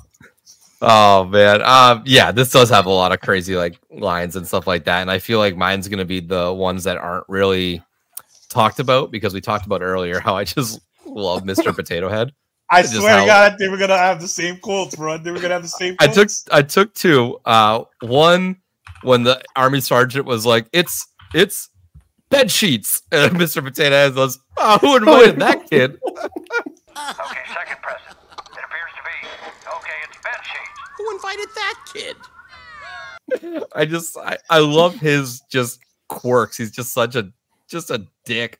And I just love when he's chanting for Mrs. Potato Head. Like, come on, Mrs. Potato Head, Mrs. Potato Head, Mrs. Potato Head. I know there's so many famous quotes from this movie that kind of apply to a lot of situations, but anytime Mr. Potato Head spoke, he was just like spitting fire. This dude was throwing 100 miles an hour every single time. Knocking it out the park, bro. Yep. So those are my quotes that I really enjoyed from this. I like the ones where Buzz, like, he doesn't realize that he's not a toy yet. He's still a space ranger. So it's like, there doesn't seem to be any signs of a Tales of Life anywhere. Or, what's the medical school one? He's just like, I don't believe that boy's been in medical school. Here, nurse. Prepare the OR. Stat. Patient is prepped. Pliers. I don't believe that man's ever been to medical school. Doctor, you've done it. I know it's not a quote, but when him and Woody are fighting and he keeps hitting like the buzz, he's like, Buzz Lightyear to the rescue. Use your like a quote, but not really. How are you doing that? How are you doing that? How are you doing that? Years of academy training wasted. Yeah. I'm with Jimmy. Like, that's so funny. Like, he's in disbelief for 60% of the movie. Like, it's like the one I have here, like, oh, there's shit going on. Let me change my laser from stun to kill. Same fucking laser. Star Command, do you copy? I've set my laser from stun to kill. Ah, great. Yeah, and if anyone attacks us, we can blink them to death. So that's yours. The stun to kill. Yeah, it's hilarious. Yeah. He's so useless. Or like when all the toys ask, where like when they first meet Buzz, where he's from or who's he like is distributed by, and Rex is like, "Well, I'm from Mattel." Well, not really Mattel. Actually, this place out in Hong Kong, like or that was bought out by Mattel. Basically a bootleg toy. That was a great line. When I heard that today, I was like, "Oh shit, he's bootleg." Yeah. I think the quote is the classic one. You're a sad, strange little man. Yeah. Oh yeah. I mean, that's definitely. I got that right. You are a child's plaything. You are a sad, strange little man, and you have my pity. Farewell. down. You know what's an underrated line? There. And I never realized it until today. Bo Peep, when Bo Peep's flirting with him, and she goes, "Remember, Woody, I'm only a few blocks away," and she walks behind the play blocks. What do you say I get someone else to watch the sheep tonight? Hell yeah. Remember, I'm just a couple of blocks away. Like there's literally, I was like, not bad, Toy Story. And then the other exchange, I think Nick had brought up the other with the laser.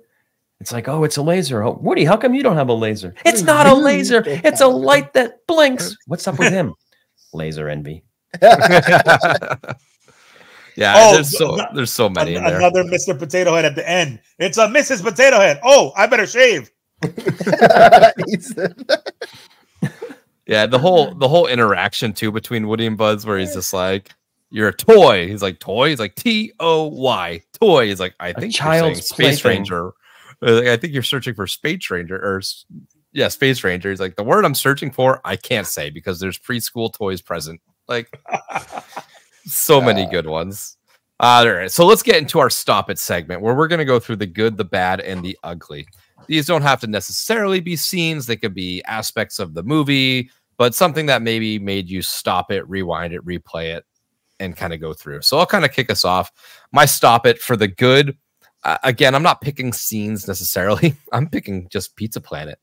I want to play Whack an Alien. I want to drink alien slime. I want the pizza. I want to play all those made up games. I think just Pizza Planet is my good from this movie. But what's everybody else have for their good? The entire gas station scene where they're like they get left behind. They're under the truck fighting. Dinoco. Yeah. Buzz still convinced he's a space ranger. Woody's trying to convince him to get into. I mean, that's when we get introduced to the Pizza Planet. You're a child's plaything. And that's when you get the classic line, "You're a sad, strange little man." So the gas station scene is probably top scene in this.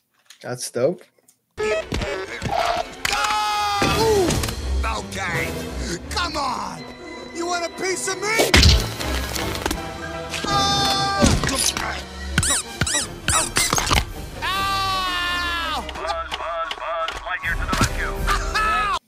I like when they finally escape Sid's house.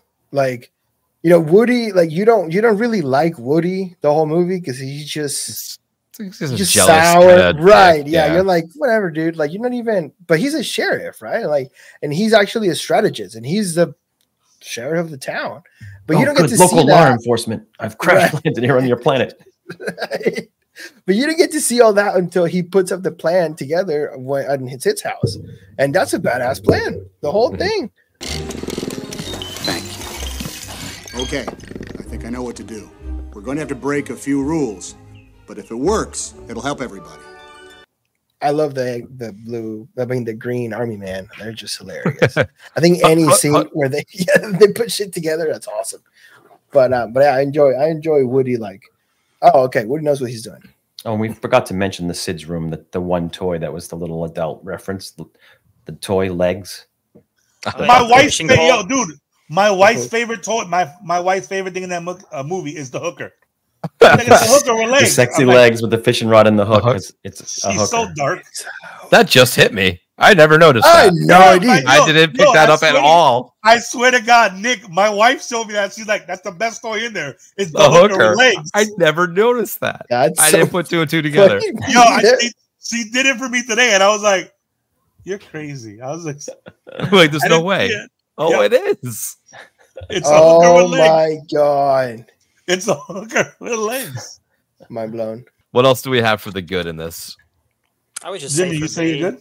Yeah, for me, it's the overall story. You know, your toys coming to life, and you know, your imagination actually being realized. Because you know, that's when we're playing with our toys. Oh yeah, there she is. There's the hooker. Yo, I said when she told me that, I was got the high stilettos too. Yeah, like reminds me of the leg lamp from Christmas Story. Right. I'm kind of like with Sil. Basically, when Woody gets all the toys to come to life and scare the shit out of Sid, that's my good because that adds a little bit of horror to a kid movie. Mm-hmm. I would be petrified if my toys yelled at me like that. Dude, I'm watching you. The fuck that mean? Like, yeah. Hopefully not all the time. Get out of here.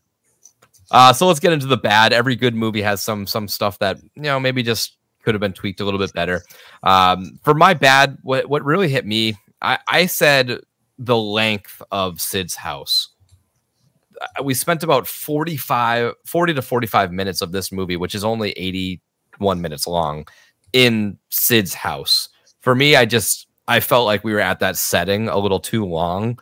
I would have liked to seen that trimmed down, and I would have liked to spend more time maybe just in Andy's room before the search, and, you know, when he gets knocked out or something like that. But I felt like it was prolonged a little bit. But what else did you guys think about anything that was potentially bad in this movie?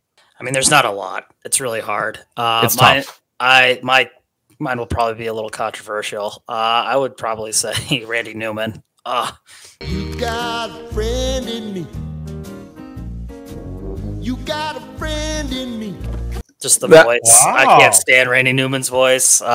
Maybe I've just heard that you got a friend of me 10,000 times, that it just like isn't magic. It doesn't have like, it's worn out. It's I understand that, dude. I hear that every day. It's such like a just weird sound. Well, it's like that. It's like the Family Guy episode totally illustrates it, where he's just like, you know, it's when they're trying to get to the Twinkie factory in Natick and biting on an apple.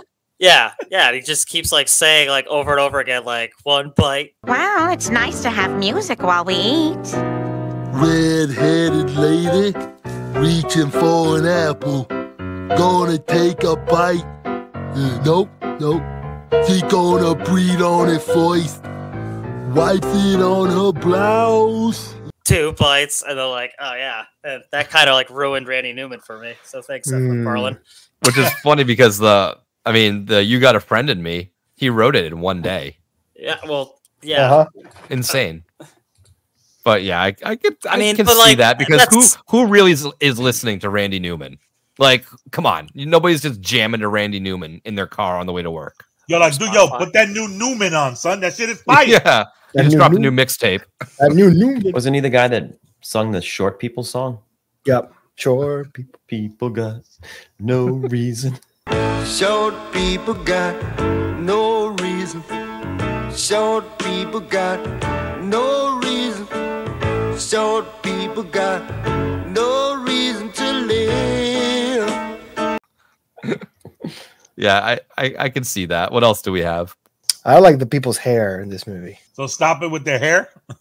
Yeah, I mean, but I get it. After learning how much of this movie, like Sid's hair and like I don't know, it was just so. They did their best to avoid hair. Like, yeah, you know, Andy's mom's hair was up. Like it was up. You know, Andy had a hat on. Like they tried to avoid hair. I think the only thing they really didn't, which would be, I guess, my only bad, is that the animation they did on Andy's little sister, the baby, especially when they had the close up and she's in the car. I mean, it looks pretty bad. And I get it. You have to give it credit for what they were working with in the time, but that's the one piece of the animation that is really weird. But even compared to other stuff in the movie, right? That's right, because then they cut from her, which has this really creepy look to it, and then they go to the toys and like, oh, the toys still work, still stand up, but they didn't get the human part down, which I guess they knew, because that's why even all the guests at Andy's birthday party are him, right? They just used the same 3D model and they put different clothes and hair on or something or whatever. Yep. And the hair on the spider baby is terrible too. Oh yeah. No. Dude, my stop it would be the damn truck scene. There is no fucking way a Woody action figure is gonna open the damn truck. I know. When I saw that scene, I almost paused it today. I was like, he literally goes, "Yeah, you not listen." An action figure is not opening a truck. A person with a lot of no strength might not be able to open a truck. He opened the truck, then they did the latch. That whole scene with the truck, stop it.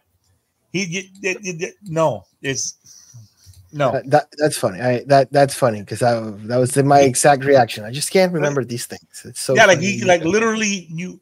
he opened the truck and then the latch with the throw the ramp down. Okay, Mr. Potato Head, you're gonna throw the ramp down with your detachable limbs. Yeah, which you can't even lift like barbells because he was trying to like lift weights with Buzz earlier on. That's true. All right, let's get to the ugly. Maybe something that didn't age so well out of this movie. And I have one that's kind of not relevant to the movie. It's more relevant to the outside world. But I think a movie like this, like, I don't know if it happens today because I don't think toys have aged that well. I don't have kids, but I feel like it's more iPads and screens and stuff like that versus actual physical toys. Right. So, I mean, I'm sure if you put Toy Story 1 out today, that it would still have an impact. But to all of us, when this came out, we were playing with our toys, and that's why it was so like perfect for us. I don't know if that aged well enough today where kids are playing with toys this creatively. I just don't know. What do you guys have for The Ugly? No, yeah, but I think that's a good point, that what you said. Not only is maybe there's not the same toy culture or whatever, like a lot of things, you know, back when there was less TV shows, there was more shows could become iconic because there was less to pick from. Are there any toys that will be recent that'll ever become as iconic as an Etch-a-Sketch or a Mr. Potato Head, or recognizable for generations? Yeah, that's true. That's gone now. It's an app that you recognize. Temple Run, like Fruit Ninja, right? Like Angry Birds, Minecraft. That's just kind of what it has come down to today. You know, I mean, back then we did have video games as well, but it was, you know, a split between the two. Yeah. I mean, look at, I mean, Toys R Us, what bankrupt? I think they're coming back, but like KB Toys is gone, Toys R Us is gone. Like the toy stores are not a thing anymore. So you think the movie wouldn't be as exciting if it was just a bunch of consoles talking to each other? I mean, maybe that's a whole. I mean, that's kind of Wreck-It Ralph, right? That's they kind of a Toy Story of the new age, essentially. But does anybody else have any other like ugly that might not have aged so well? I don't have any ugly. I mean, I got there's when I know when Mr. Potato Head gets Etch and Sketch and draws a whole like we're gonna hang noose. You. Yeah, that was like, that's Mr. Potato Head. There he is, trying to kill savage, Woody. Dude. He's like, I got you. Respect. Well, I guess the hooker. Now looking back, yo, that's so crazy, right? There was This a is hooker awesome. toy. Like, I don't want anything gone from this movie. You know, like nothing should change. No, but they make observations, and I don't know that and the lack of good parenting in this movie. So how the hell did Sid order a rocket without his parents knowing? That's so true. And if you look, we were talking about how bad the animation was on Molly at the end of the movie when she's in the car. Her car seat was also in the damn front. You don't put baby car seats in the front. Shit. The car seat's supposed to be in the back. That is funny. And she's literally right next to the mom in the front. Just so homeboy could play in the back. What's that's hilarious. Also funny too. I forgot to mention this when we were sort of talking about this, but back in high school, I took a world terrorism class, and for one of the projects, what we had to do was take a fictional character and like prove how they were a terrorist. Wow. So if you go on YouTube somewhere, I'm not going to tell you what to search for because I don't want the embarrassment to come up, but it's still out there on YouTube. There's a video of me and two of my high school buddies that did a 3 to 5 minute video proving how Sid was a terrorist and the leader of a terrorist group. Wow. Because we have Sid as the commander in the lead. The second was the active cadre, which was Scud and the mom, who like assisted in his terrorist acts. You had the toy aliens, who were the active supporters, and then the passive supporter was the dad. So that's like the pyramid of terrorism. But we kind of viewed it more of as like a religious terrorism because the Claws were kind of the god of the aliens. And they do call, I forget what the line is, but they say something about a zealot in there. But that was it's a whole little bit that we did back in high school. That was that right there aged like fine milk right there. Yeah, right, exactly. But let's get into our time machine time. So this is where we're gonna start bringing Toy Story up to kind of not today's standards, but we're gonna warp the years a little bit. So what we're gonna do is we're going to kickstart with this with our cast swap.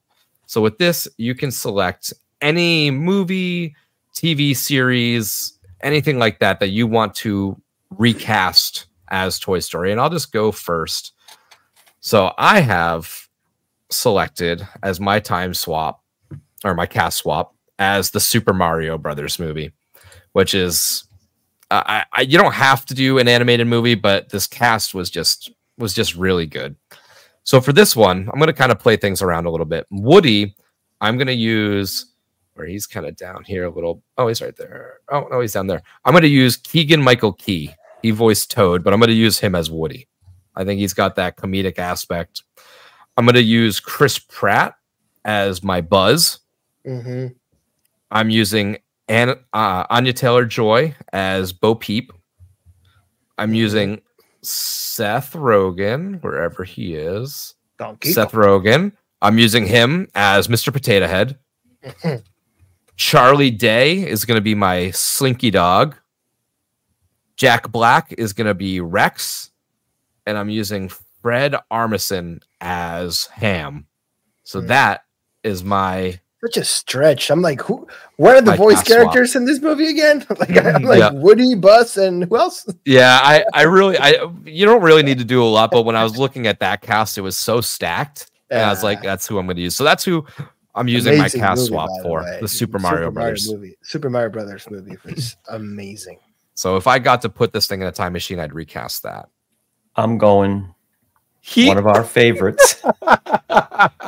Because we have to keep having like flashbacks for our episodes, right? Woody, you're a motherfucking toy. So Woody, you know what? Woody's De Niro. Neil McCauley is Woody's De Niro's Woody. Buzz Lightyear is Al Pacino. Hannah. Jesse is Diane Venora. So Justine Hannah. There's no okay. Bo Peep is Amy Brenneman, which is who she was Edie, right? Mr. Potato Head is Val Kilmer. Ham is Tom Sizemore. Rex is Danny Trejo. I feel like Danny Trejo would be a good Slinky. Sid is it would have to be a Chihuahua. Sid is the guy that played the doctor there, Jeremy Piven. Oh. I like that. I like when we pick these off the wall movies that can still work for it. Seeing Pacino and De Niro in this animated kids movie, I would love to see that. Boss.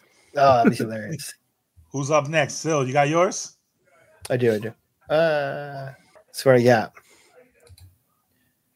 Cast of How I Met Your Mother. All right. Nice. Yeah. We got Joshua Ted Mosby would be Woody. All right. And then Barney would be Buzz. And Jason Segel will be Mr. Potato Head. Which is the most lines there, right? Like, that's it. Kobe's Mulder could be Bo Peep. Mm-hmm. And Ham, I don't know. Anybody else that's been speaking this show? Ranjit can be Ham. Oh. Hello. Not bad. That'd be funny. Jimmy, what you got, baby? I'm just trying to remember how to do this. I'm going to go with, it's a smaller cast, but I'm going to go with Megamind. Okay. I would use Will Ferrell as Woody, Brad Pitt as Buzz, Tina Fey as Bo Peep. I would use David Cross as probably Mr. Potato Head. I was like, he's got to be Potato Head. Jonah Hill as Rex, nervous, quirky. That's about it for me. I mean, that's a small cast. I mean, that's pretty much who's in that movie. Right. I'll make this nice and smooth for you. You're never going to see this coming. Bam! Give me the cast of Waiting. That is going to be the cast of Waiting. Buzz? Yeah. Buzz is my boy Ryan Reynolds. He's going to play Buzz Lightyear. My Woody is Mr. Dane Cook. So you got Woody is Dane Cook. Buzz is Ryan Reynolds. Mr. Potato is going to be Louis Guzman, baby. Oh my God! Yes, He's the brain. My ham is David Kirshner. Right? Yep. He's my ham. I would say his name wrong. Is it Kushner? Kushner, whatever. Dan. My ham. That's my ham. My Rex is Justin Long. Yeah, it's good. And my Sid is Andy Menakis. Nice, dude. This I like is good. that. Again, another movie I sort of rewatched recently. Yeah. Hilarious movie. Absolute classic. So let's get into our time machine double feature. So you could pick any movie. It doesn't have to be Toy Story 2 or 3 or 4. You know, it can be if you want it to be, but you can pick any movie to pair up with this. What would your double feature be with Toy Story 1? Well, since I mentioned it as one of my tops, it would be WALL-E. Okay. So Toy Story and WALL-E is the double feature. Yeah, that's a good afternoon. I'm sticking in the toy world, but it's going to be very different. We talked about this recently, I think off air, but it would be Toy Story paired up with Small Soldiers. The Commando Elite taking on the Gargonites. That's just, I love that movie growing up. That's another classic that's like took this sort of live action-y aspect of it and played with it. I really liked that. So what other double features we got out there? How about Toy Story and Child's Play? Ooh. That's a good one. That's a good went gender dark with bender it, right there. Jimmy. Not bad. I like the dark ups ends of the spectrums as far as lighthearted and you kind of blended the genres a little bit. Chucky, dude, I'm like dumbfounded. I know what I keep thinking about Sausage Party. Sausage Party. It's like because it's like From the one whole end of the movie. spectrum to the other. It's inside the store, but I'm mixing Toy Story 2. That's inside the toy store. The Al's Toy Barn. Yeah. So I'm like wait, there wasn't a scene where they had the sex montage in Toy Story 2? Where they had the Nazi horseradish and the trying to get rid of the orange juice. That movie is so good, bro. The floppy fuck. The falafel. the bagel and the falafel. No, what is it? At the end of the movie. The orgy at the end of the movie. Dude, no. What is it? The Immortals, and it's like the Twinkie and the Fireball. The firewater. The steroid infused douche. Bro. This movie is stupid. So you said Toy Story and Sausage Party. Fun fact: I watched Sausage Party with my grandma. It's been the best experience I've ever had in my life. That's so funny. Oh man. All right, mine's Toy Story and Shrek. Toy Story and Shrek, which we kind of talked about earlier. Yeah. It's a good little 1-2 just to compare them. If I saw one, I want to see the other, see which one was better. Yeah.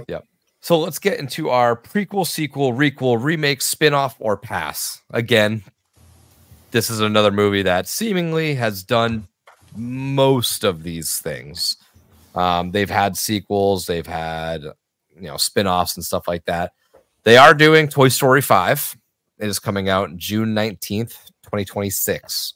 Oh, wow. I do not know where the story is going to go from there, but I feel like they just don't miss. Like Toy Story 3 seemed like it was a perfect end, but Toy Story 4 came back and it was just as good. So is there anywhere you would want to see Toy Story? Like, do you want to see straight up just like another sequel? Would you want to see maybe a prequel before Buzz is there with Woody and the toys and maybe Woody's the new toy? Would you want to see a remake of this with like different style of toys? Because these toys are sort of dated at this point. They were kind of dated when they came out in the mid 90s, but now coming out in 2026, nobody's got a cowboy toy. Yeah. So what would you do with this movie? What do you want? Dude, I don't know. Like, you know what I would wish? I wish, and I know Pixar does this like Easter egg and whatever movies, but like I wish they would join a different movie. Like, okay, like like merging the universes or whatever. You go to Dash's room in The Incredibles, and he's got like a bunch of toys. Like, I don't know, something like that, but not hidden. Just like make it known. Like, this is my Woody. Yeah, like Jimmy, you said a crossover. Mm-hmm. What if they teamed up with Bugs Life and they like talked with each other because they didn't have to hide being the Pizza Planet. The Pizza Planet trucks outside that trailer in Bugs Life. Yeah. The fly that goes too close to the, Oh yeah. buzzer Yeah. thing. Yep. Yeah, I'd be interested to see a prequel of sorts of when Woody came into Andy's room and what toys did he piss off and something like that. I think that would be fun to see how Woody got introduced. You know, we can have that question answered of, was Mr. Potato Head the favorite toy that is, you know, that's why he's all pissed off all the time. Right. But anything else out there that you'd want to see in the future of this? More veggie toys. More veggie toys. I have a sequel idea, but I swear to God, if this new sequel takes my idea, I want a writing credit. I think it'll work. The whole series, Andy's an adult now, right? By 5, he's going to be a full-blown adult. Mm-hmm. Sid was older than Andy, so Sid's an older adult. Mm-hmm. Sid was tortured in part 1. I would like part 5 to show Sid more and how messed up his life is because of the toys. Wasn't he a garbage man? He's a garbage man. It saves toys. Have him have an obsession with Woody, because that's the toy that talked to him. They all were moving, but Woody actually talked to him. My idea for the next, like a Toy Story sequel, would be Sid collecting, like being like the Avengers, getting all the bad guys together. We're talking a Lotso toy. We're talking because he likes villains. He's the bad kid, so he likes all the bad toys. You remember? And all he's trying to do, the old guy. So he's collecting all the old villain toys, all Zurg, anything that's a bad action figure, and trying to get one of those figures to talk to him. And it doesn't work. And the older he gets, doesn't work. He finally gets a toy to talk to him, and it's the return of the Prospector. It's the Prospector and Sid coming after Woody. I would like to see that. The bad guys kidnapping Woody, all led by Sid and the Prospector. That's what I want. Dude. Good callback, good conclusion of the movie. I like the Prospector, and I feel like he's wasted. Remember, he's somewhere. Stinky Pete or something? Stinky Pete. Yeah. He's somewhere, and all he wants is to be collected. He had no problem coming out and doing shit out in front of people. He didn't care. So I think eventually collects him. Yeah. Sid gets rich off Bitcoin and then starts buying up all these toys. Yeah, and when he finally gets the Prospector, and he's trying to talk to the toys, and Prospector finally hears him and goes, "I just want to catch Woody." And Prospector goes, "Woody the cowboy?" And that's it. That's it. No, I like that. That's powerful. Right. Yeah, the only other option that I would be interested to see, and I don't even know where they would go, but if they were to like remake Toy Story for today, what the toys they would choose to be, and like if they'd be able to actually get a full cast, you know, like nobody's got a Slinky Dog or Mr. Potato Head nowadays. You know, I think it'll be like stuffed animals are still a thing though. Like it like plushies, plush boys. Yeah, there'd still be an Elmo. There'd be an Elmo. Elmo would be one of them. Yeah, I'll tell you in like 3 years. Yeah, what toys? It's true. Yeah. Kevin, did you have any preference of like where to take this thing? Well, if you did a prequel, I'd be curious to find out how Sid became Sid, like his backstory, right? Mm-hmm. Talked about where he went. A sequel, but prequel, like what was his story beforehand? And then, like you were mentioning, was Potato Head Andy's favorite toy, or whatever? Like the history of all the toys, like before, how'd they all end up in Andy's room? Mm-hmm. Would you want like a series like that, like every? No, it doesn't. I think that you'd run out of storylines pretty quick. But just, dude, you know, it'd be fun. Like World History Wars, narrated and enacted by the Green Soldier, by the Toy Soldiers, like enacted by them. World War II of just Green Army men. Yes, Green Army Combat Carls. Yeah, Combat Carl. Dude, how funny would that be? Oh man! Well, before we get out of here, let's do our popcorn scale rating. We do a scale of 1 through 5, 1 being burnt and 5 being the perfect golden buttered popcorn that we all just crave. We keep picking like really good movies, and I still like covet that 5 spot, and I don't want to like just hand it out. You're gonna have to use it someday. I know, and I feel like I have to hold on a little bit longer. I feel like I can't give this my 5. I will sit this thing at I'm just going to go a solid 4. I think, I mean, I love this movie, but what the sequels did with this movie are kind of more what I wanted. They're kind of all over the place. Whereas, like I mentioned, for My Bad, they spent half of the movie in Sid's house, which for me got a little redundant. So I think I'm just going to go with a straight 4 out of 5. Great movie. One of the best, all-time classic. You know, completely revolutionized what we see for animated movies nowadays. But 4 out of 5, I think, is more than fair. More than fair. I think so. I'll give it a 4.5 for sure. 4.5, yeah. Yeah, 4.5. Awesome movie. Love it. Definitely. Why not 5? It felt great to like rewatch it. It's not a 5 because it's not my favorite movie.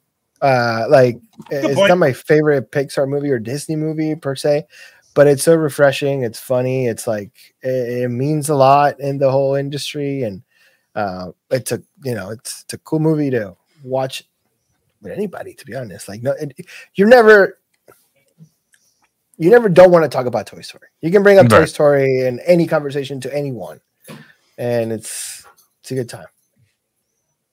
Yeah, I'd go 4 as well. And 4 would be like, I'm not like, oh, could I give it a little more? I'm thinking 4 is the ceiling. It was first of its kind, good storytelling. But if you go and think of some of the epic blockbusters, you know, 2 different things, you know, it's kind of a light animated kids movie, it has some history. It's good. I mean, if that was a 5, then, you know, what would some of the, what would Apocalypse Now be? Or pick some giant cinematic, like huge project, you know. Yeah, it's hard because it's like, I don't know, but you know, if that's a 5, this is a 5. Then what are these classic, huge, big budget, award-winning films? Right? Yeah, I can't pigeonhole my 5 like that. You know, I have to leave room because I know there's stuff out there that for me, it'll mean a lot more versus just enjoying this. Do you have movies that you know in the back of your head are a 5 all day long? Yeah. 5's for you. 5's for me. Like Jaws, that's a 5. Like just for me personally. Like it's just a classic. I was gonna say Back to the Future because back when we did that, we didn't do the rating scales. That's close to a 5 for me. Movie's awesome. Yeah, it's tough because it's a personal thing, right? Like it's a genre thing. Yeah. I mean, if you want to hand out 5s because you love the movie, that's fine. Like, you know, you don't have to. Right. If I remember correctly, Jimmy, you said Point Break would be a 5 for you, right? I give Point Break. You love Point Break. That's what I'm saying. Yeah. Well, I love Heat in those heist movies, but like if I had to choose between the 2, it's a preference thing. I mean, there's nothing wrong with, you know, what's a 5 to somebody isn't a 5 to, you know, person X, you know. So I mean, there's no reason. But this one at hand, what do we got so far? 2 4s, a 4.5. So I would actually, for what you guys said, I would give this a 5 because of what it revolutionized as far as animation. It is a great film.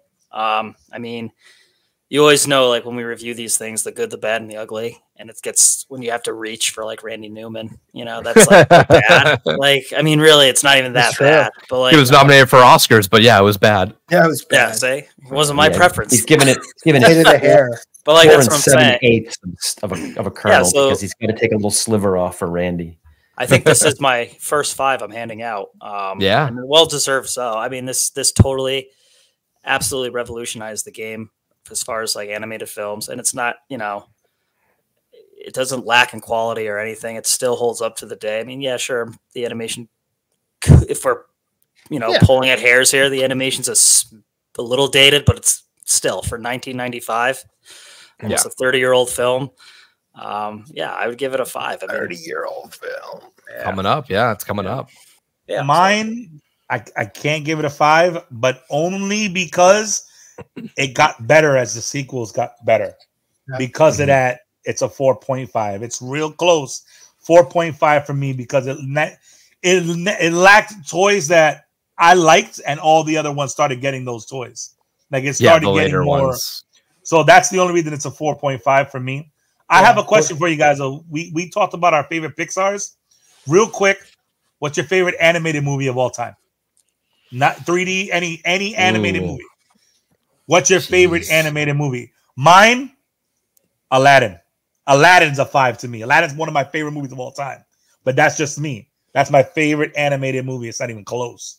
But what is your favorite animated movie? Lion King might be up there for me. I would say Cloudy with a Chance of Meatballs. Yeah, you mentioned that earlier. I was going to comment. You really like that movie. I love that movie too. That's a great concept, bro. Steve. Like, I would give great concept. Like I love a Goofy movie. Like I said earlier, I mean that's a 5 for me. But like I would give Shrek 2 a 5. Yeah. Shrek 2 is. So your like favorite's a Goofy movie? Yeah, for sure. I'm not a huge animated movie person, but I do love the Spider-Verse movies. Yeah, I know they're newer. South Park, bigger, longer. Yeah, that's an animated movie. Like that's animated. See, that's the thing though. Like Cloudy with a Chance of Meatballs, like is like my favorite, but like I wouldn't give it a 5. You know what I mean? Yeah. But I would give like, you know. Yeah, I think those are probably my. I mean, Frozen animated 2. Sausage Party. Like I just. Ants is really good. I forgot about Ants. Ants is pretty good. Listen, A Bug's Life don't get enough love. Ants gets absolutely no love. Nothing. Ants has a huge. I'm gonna watch A Bug's Life because I bet there's gonna be so many like funny things that I missed as a kid. That's the best part about going back to watch this movie. Did you see Ants? That's a massive ensemble. Like Sharon Stone, Stallone. Gene Hackman, Stallone, Christopher Walken, Dan Aykroyd, Woody Allen. Jennifer you gotta Lopez. check out Ants. It's different. So Ants is a awesome. massive cast. All right. Well, any final thoughts on Toy Story before we send this thing back in the time machine? I think we went to infinity and beyond on this thing this week. Yeah, you guys got a friend in me. You got a friend in me. Alrighty. Well, let's send this movie back to 1995 and begin our reprogramming of the Popcorn Time Machine. We'll see you all next week with another blast from the past. And remember, be kind, rewind. We'll see you. Peace.